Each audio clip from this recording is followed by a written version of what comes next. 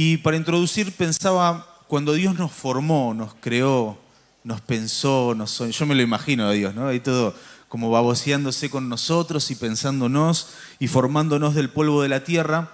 Entre todas las características que nos dio, una de las características es que nos hizo sexuales, Sí. con un sexo. Sí. Entonces la pregunta es, ¿qué tan importante vos creés que para Dios fue darnos ese sexo, darnos el instinto sexual, la sexualidad? ¿Qué tan importante fue en ese plan de Dios cuando nos formó? Yo creo que Dios tuvo una gran idea que se llamaba sexo, y Él podría haber hecho que la reproducción humana fuese algo tan aburrido como una especie de división molecular y como una lombriz. Como una lombriz, dividirnos y reproducirnos por esa división molecular. Pero Dios dijo, voy a hacerlo divertido. Y nos dio un regalo, que es la sexualidad. Él quiso regalarnos el placer de la sexualidad. Como nos ha regalado otros placeres, por ejemplo, el placer de disfrutar de los sabores. Nos ha dejado en la lengua las papilas gustativas para que cuando comemos una paella o un asado podamos sentir el placer de los sabores. ¿Por qué? Porque Dios ama el placer y nos lo da como un regalo. Entonces el sexo es importante para Dios porque es un regalo que Dios dio a los seres humanos. Pero claro, como todo placer, Dios lo reguló, porque sabe que un placer puede convertirse en una esclavitud. Cuando tú te haces dependiente del placer, el placer puede ser muy tirano. De hecho, todas las grandes adicciones han sido placeres que han terminado capturándonos. Entonces Dios ha regulado el sexo porque quiere que el sexo nos sirva a nosotros y no que nosotros sirvamos al sexo. Entonces, ¿es importante el sexo? Mucho. Desde Génesis hasta Apocalipsis se nos muestra un Dios que eleva el sexo como algo importante. No lo esconde, no lo mete en el cajón del tabú. El sexo es algo importante en la Biblia. De hecho, hay todo un libro en la Biblia que se llama Cantar de los Cantares, que es un poema sobre el amor y la sexualidad en la pareja. Por lo tanto, el sexo es importante para Dios, pero Dios sabe que es tan poderoso que debe estar regulado según sus patrones. Y digo esto, sexo según Dios es el mejor sexo de todos. Entonces la iglesia debería tener el mejor sexo de todos, porque el sexo, según el diseñador, es el mejor sexo que puedes tener. ¿Me estoy explicando? Muchos no se lo creen, pero lo que este sistema corrupto te vende acerca del sexo es sexo de baja calidad. El mejor sexo de todos es el sexo diseñado por Dios. Y yo te digo que la iglesia, en vez de dar una idea siempre oscura, condenatoria y vergonzosa del sexo, lo que tenemos que empezar a hacer es elevar el estándar y decir, queridos, queridas, este es el sexo que Dios quiere que tengamos y vamos a ser los representantes del mejor sexo en Argentina. Suena fuerte, ¿verdad? Es muy bueno. Pero yo lo creo así, porque no, si vamos a hablar de sexo aquí como algo que nos causa vergüenza, tabú, o nos hace sentir de alguna manera que estamos tocando algo oscuro, creo que no estamos entendiendo el tema. Creo que tenemos que darle la vuelta y decir, bueno, ¿cómo es el sexo según el diseño de Dios? Vemos un claro interés de parte de Dios en darle esa relevancia al sexo, ¿no? Por ahí a veces cuando lo hablamos en el entorno de la iglesia decimos sexo, bueno, ¿cuántos están atados? ¿Cuántos están en la oscuridad? Pero es como si el sexo ya naturalmente fuese una atadura. Sería como decir que la comida es una atadura. No, tú puedes caer en la glotonería y la comida se puede convertir en una atadura, pero la comida en sí no es mala, solo que has dejado que ese placer te domine por no ponerle límites saludables. Con el sexo pasa exactamente igual. El sexo en diseño es bueno. porque fue creado por Dios. Satanás no creó el sexo. Tengo una noticia para vosotros. Satanás es un ser asexual. No tiene ni idea de sexo. Si tú le preguntas a Satanás, oye, ¿cómo es el sexo? Satanás no lo sabe porque él no tiene sexo, no practica sexo, no sabe nada de sexo y sin embargo se hace a sí mismo el experto de la sexualidad y nos la vende en forma de pornografía, prostitución, adulterio, relaciones homosexuales. Y ese sexo es sexo de baja calidad, porque no es el sexo diseñado por el experto del sexo, que es Dios. Dios es el máximo experto de sexo en todo el universo. De hecho, bueno, ahora no lo llegamos a anunciar, pero en el merchandising de la cumbre, las últimas remeras son sexo del bueno. Les pusimos Sexo cumbre, del bueno, me gusta. Cumbre 2023. Y por cada vez que digamos la palabra sexo en esta charla, vamos a comernos una empanada. Se regala una remera más. Pero vos hablabas ahí de esto, como ese plan, así como la glotonería, se empieza a desvirtuar. Sí. Entonces, ¿cuáles son las cosas normalmente que comienzan a desvirtuar ese plan perfecto de Dios? Y cómo nos empezamos a deslizar y salirnos de ese plan estando solteros, siendo adolescentes, siendo jóvenes, a veces, como que decimos pornografía, adolescentes. Y conozco casos de familias destruidas, matrimonios destruidos por la pornografía. Entonces, ¿cuáles son esos puntos donde, o las primeras señales donde identificamos que se empiezan a prender alarmas y me empiezo a desviar de ese plan perfecto de Dios? Primero, yo creo que todo comienza cuando no tenemos una clara visión o entendimiento acerca del potencial del sexo. ¿Cuántos han visto la película Oppenheimer de Christopher Nolan? A ver si alguien la vio. La última, por favor, de Christopher Nolan. Yo todavía Capaz si me la decís en español la vi, pero... Oppenheimer. No sé cuál es. Es el nombre del científico que creó la primera bomba atómica Tremendo. y definió me la Segunda Guerra Mundial debido a que Estados Unidos tiró una bomba atómica, de hecho 2, en Japón. ¿Por qué hablo de Oppenheimer cuando estamos hablando de sexo?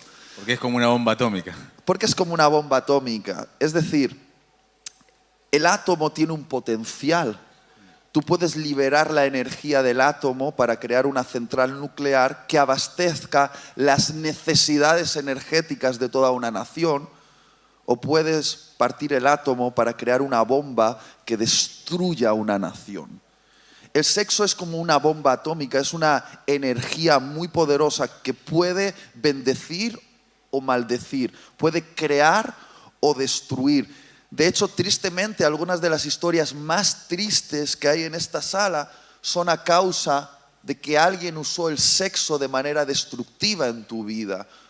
Quizá abusándote cuando eras una niña o cuando eras un niño y en vez de haberte protegido, te expuso al sexo de una manera violenta y abusiva.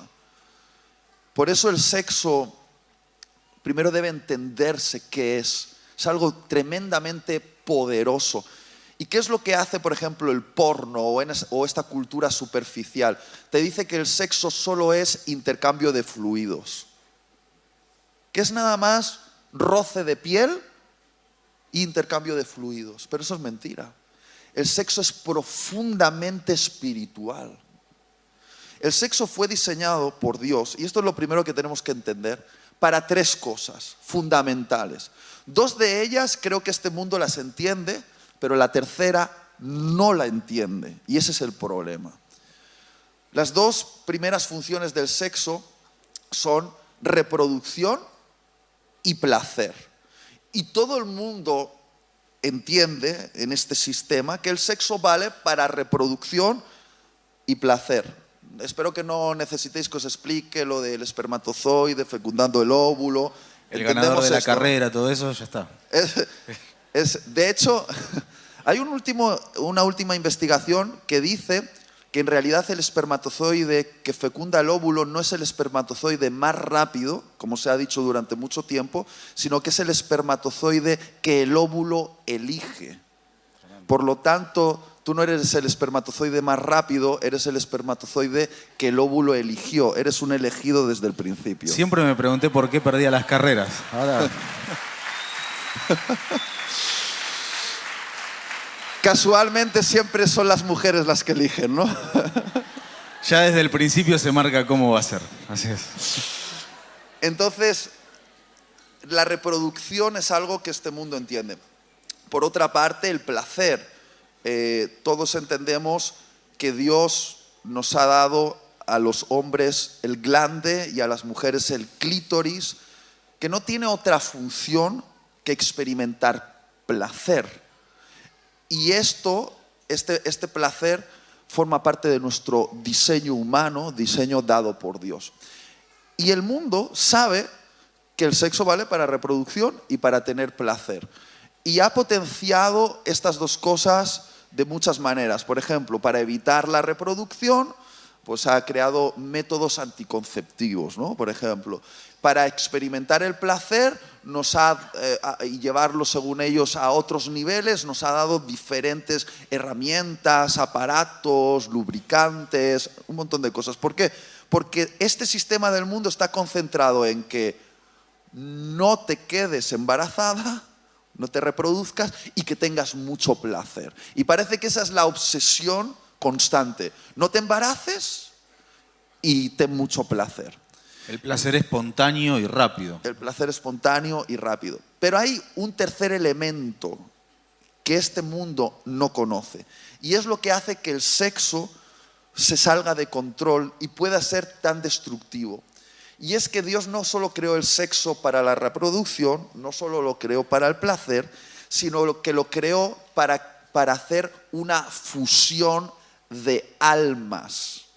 Por eso he hablado de la fusión nuclear y de la energía nuclear, porque hay una energía poderosísima que se libera en el sexo, que es a través de la fusión de almas. Yo sé que esto suena como un poquito extraño, pero es algo absolutamente bíblico.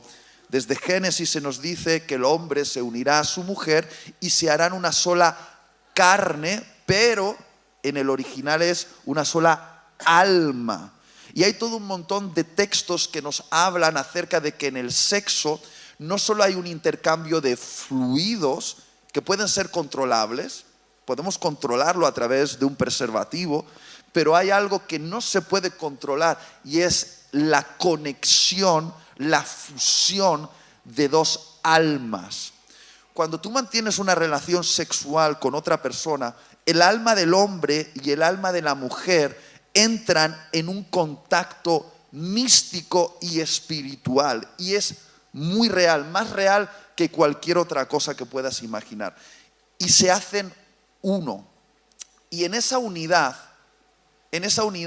el contacto es tan profundo que si tú después rompes esa unidad, se crea una ruptura en el alma. Es como si yo, por ejemplo, cogiese dos hierros incandescentes al punto de la fusión y ¡pum!, los uno y se funden.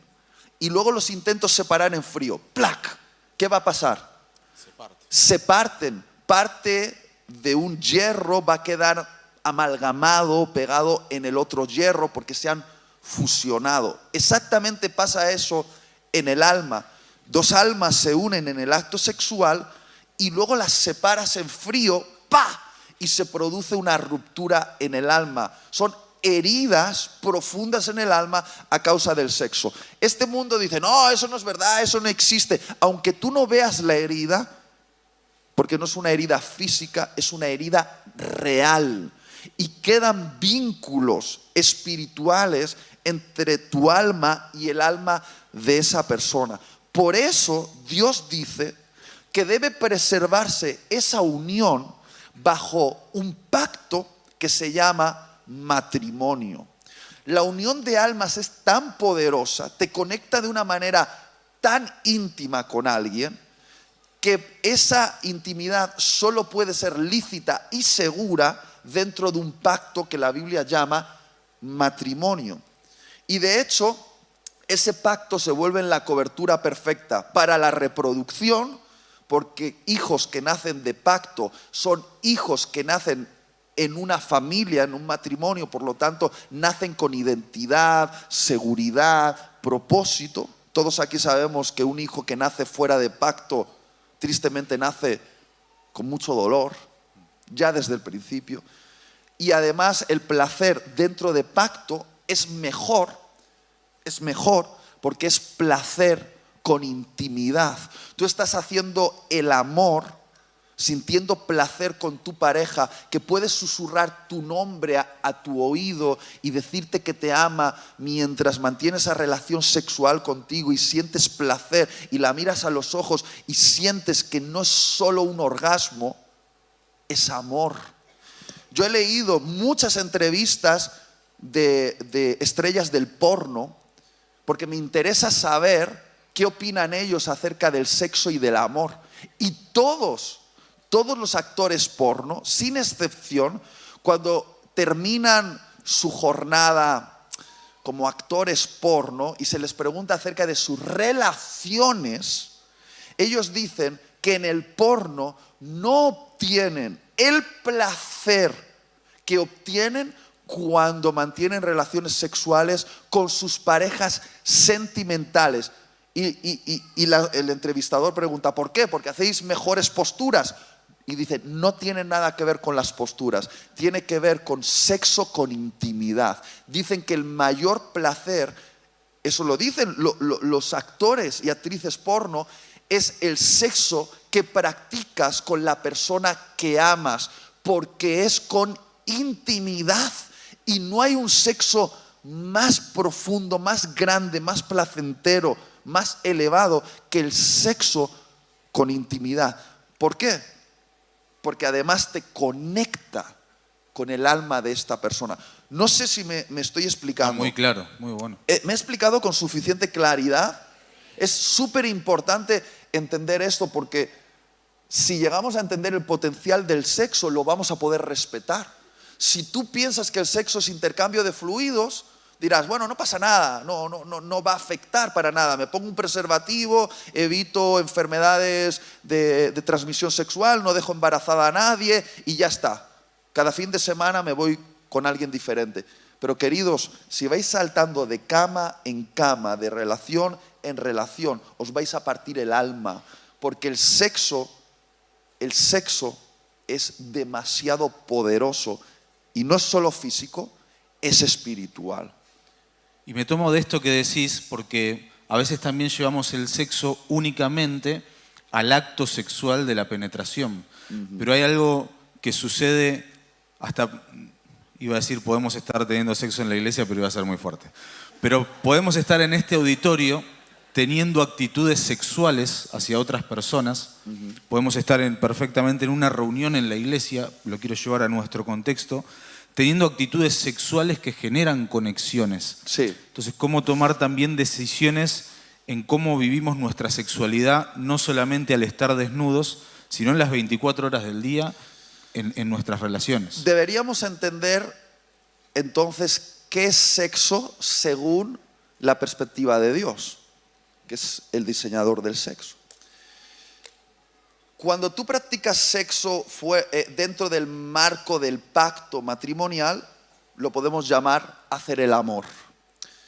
Cuando tú practicas sexo fuera del pacto matrimonial, la Biblia lo llama fornicación. Esta es una palabra traducida del griego porneia, que es muy, muy fuerte y que tiene implicaciones tan fuertes en nuestra vida espiritual que generalmente los apóstoles, como el apóstol Pablo, decían, resiste a todos los pecados, pero cuando se trata de fornicación, no resistas, huye. ¿Por qué? Porque la fornicación, vuelvo a decir, es algo muy espiritual. Y Pablo lo explicó varias veces y dijo que realmente tú te unes a esa persona, te haces uno con ella, que tienes que tener mucho cuidado. No es casualidad que los rituales satánicos, para hacer los rituales satánicos, siempre se incluya el sexo como parte del ritual, porque en el sexo puede haber intercambio de demonios. Yo sé, ahora me he puesto súper pentecostal, pero estamos entre pentecostales, ¿no? Está todo, Te puedo asegurar que cuando tú te conectas sexualmente con alguien, lo que ese alguien tiene se te transfiere. Pero vamos a dejar eso de lado y vamos a preguntar, vale, ¿qué es fornicación según Dios? Hemos dicho que es una relación sexual fuera del pacto matrimonial. Claro, la mayoría de los que están aquí pueden pensar que relación sexual es solo penetración. Es decir, que el pene del hombre se introduzca dentro de la vagina de la mujer y que eso es relación sexual. Pero ¿realmente eso es relación sexual según la perspectiva de Dios? Sí, pero no es solo eso. Obviamente no os puedo dar todos los versículos ahora, pero os puedo asegurar que lo podemos probar. Relación sexual desde la perspectiva bíblica es todo contacto directo y consciente que tú tengas con el pene, la vagina y los pechos femeninos de la mujer. Es decir, toda estimulación directa del pene, la vagina y los pechos femeninos es relación sexual. Preguntemos, ¿vale? Si yo me pongo un preservativo y no entro directamente en contacto, pero hay penetración, ¿es relación sexual? Sí. Si meto la puntita y me arrepiento y la saco rápido, ¿es relación sexual? Sí. Si solo me pongo encima y empiezo a rozar mi órgano sexual, mi pene, con su vagina, y no hay penetración, pero lo estoy estimulando, ¿es relación sexual? Sí. Si lo estoy haciendo con ropa y estamos uno encima del otro y nos estamos rozando mientras nos besamos, seguro que en Argentina esto tiene un nombre, en España lo tiene, y tú Vamos a dejarlo en el ejemplo ahí. Te rozas estimulando los órganos sexuales con ropa mientras te besas y te estás estimulando los órganos sexuales. ¿Es relación sexual? Sí, lo es. Si le toco con la mano los pechos, la vagina o el pene, ¿es relación sexual? Sí. Aunque no lo masturbe, sí. Sigo. Si beso, si lamo, pechos, pene o vagina, ¿es relación sexual? Sí. Itiel, si yo estoy en mi casa y ella está en su casa y le pido que me envíe un vídeo enseñándome su cuerpo desnudo y yo me masturbo mientras veo su cuerpo desnudo a través de esa pantalla, ¿es relación sexual? Sí, es relación sexual. ¿Por qué? Porque todo lo que acabamos de hablar ahora, con todas sus variantes, y me vais a perdonar que sea tan claro, pero si no lo hablamos claro, tú vas a creer que solo se trata de penetración, y no solo se trata de penetración. Todo lo que es una estimulación consciente de tu pene, tu vagina y tus pechos femeninos con otra persona es relación sexual. Y si tú haces esto fuera del pacto matrimonial, es fornicación. Y la fornicación maldice tu vida, te inyecta muerte, porque el pecado es el aguijón de la muerte, dice Pablo. Y cuando tú practicas pecado, te empiezas a morir espiritualmente. Empiezas a dejar de sentir la presencia de Dios, te sientes frío, sientes que algo mal en ti, culpable, avergonzado. ¿Es definitivo esto? No, porque si te arrepientes, Dios, que es rico en misericordia y te ama profundamente, te limpia de todo pecado, te santifica y te da una nueva oportunidad. Es decir, ¿por qué te cuento todo esto? ¿Para que te sientas culpable? No, para que seas consciente de que si estás fornicando, quizá es el motivo por el cual te sientes muerto espiritualmente. Ya no sientes a Dios, parece que hay un techo entre Dios y tú, te sientes apagado, triste, avergonzado, culpable.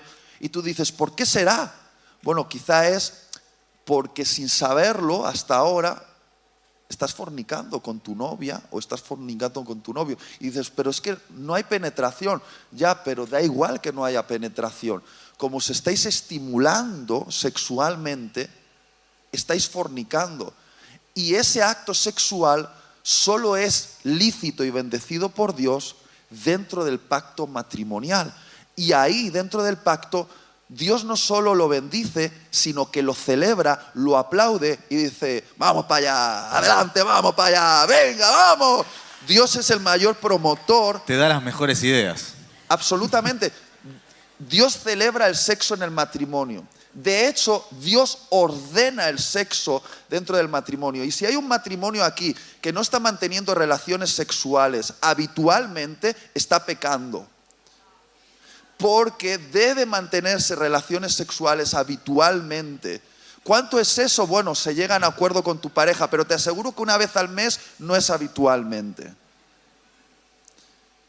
Porque si no practicamos sexo dentro del marco matrimonial, también estamos pecando. ¿Se entiende? Es un buen momento para agarrar la agenda. Ajá. ¿No? Y una vez a la semana es mínimo, eso ya te lo digo. Y de ahí para arriba, porque realmente el sexo en el matrimonio es un lenguaje para el amor. Y cuanto más practicas sexo con tu esposa o con tu esposo, más deseas practicarlo. Si lo abandonas, empiezas a dejar de desearlo, pero afectas la intimidad con tu pareja. Obviamente, alguna persona mayor que pueda escuchar esto, igual ya sexualmente ya no es tan activa, ¿no?, con su pareja, con su esposo, con su esposa, porque ya tiene cierta edad. No voy a decir edades para no ofender a nadie. Pero también te digo que al final el sexo también es juguetear bonito con tu esposo, con tu esposa, darle besitos. Y aunque seas un viejito de 70 años, creo que, y aunque ya eso no te funcione bien, hay unas maneras de seguir disfrutando del cariño y del amor. Es otra forma de hacer sexo, pero creo que es una de las señales de que ese matrimonio es saludable. Si te encuentras un matrimonio que con 60, 70 años, el hombre todavía le da una cachetada en el trasero a su esposa y le dice, mi jamona. eso fue muy español. Ese matrimonio, ponlo como ejemplo en tu vida y dile, ¿cuál es vuestro secreto? Porque yo quiero tener esa intimidad que vosotros tenéis. Tremendo, muy bueno. ¿Qué les parece si tomamos un momento para cerrar y orar? Y mientras charlábamos, recordaba tu plenaria de ayer pensando en la mesa, pensando en esa gracia de Dios. Y creo que esta es una mañana de gracia de Dios desde quien esté soltero, casado, de novio, para ir a la mesa de la gracia, tomar decisiones, porque como comenzamos la charla, todo lo que sucede en lo sexual muchas veces lo llevamos al oculto. A veces preferimos decir, no, sí, le afané unos chicles al kiosco de la esquina, y no queremos confesar lo que nos puede estar pasando sexualmente. Entonces quiero que hagamos algo, que nos pongamos en pie y puedas tomar la mano del que esté al lado tuyo, entendiendo esto, que muchas veces en lo sexual nos deslizamos al oscuro solos, pero siempre lo vamos a superar y vamos a salir de ahí acompañados. Entonces quizá hoy no conoces a la persona que está al lado tuyo, pero quiero que lo tengamos como un momento profético de compromiso con Dios, de buscar ayuda, de buscar compañía cuando vuelvas a tu iglesia, a tu congregación, a hablar con tus líderes, con tus autoridades espirituales, con algún referente que pueda acompañarte en esto, para encontrarte con esa gracia de Dios y como esa mano que ahora te está agarrando, la puedas levantar ahí, levantar la mano, pueda haber un hermano en la fe que te levante y te ayude a seguir superándote en tu vida sexual. Y déjame añadir, no solo buscamos a personas para confesar nuestros pecados sexuales, sino también deberías buscar una pareja matrimonial que sea tu consejera sexual para tu matrimonio. Yo, en los primeros años de matrimonio, necesité un matrimonio, eran mis pastores de jóvenes, que se convirtieron en nuestros consejeros sexuales. ¿Por qué? Porque éramos vírgenes y mi esposa y yo nos costó aprender a tener relaciones sexuales, nos costó, porque llevábamos muchos años reprimiéndolo y de repente sentíamos la vergüenza de no saber hacerlo bien. Y tener una pareja matrimonial que ama a Dios y que tiene testimonio de tener una buena vida y una buena vida sexual, nos ayudó a que muchos de esos temores y vergüenzas de no se lo cuento a nadie porque es que esto no se puede hablar, nos ayudaron a tener un buen sexo. Ahora ya llevo casi 15 años de práctica y ya lo hacemos bastante bien, mi esposa. Ahora vos podés aconsejar. Y yo soy consejero para otras parejas. Y lo bonito es eso, que nos ayudamos. Porque en esta sala, en la iglesia, debemos ser los representantes del mejor sexo de todos. El sexo según el diseño de Dios. ¿Oramos? Sí, oramos. Gracias, Señor, porque hay gracia suficiente para perdonar todo pecado.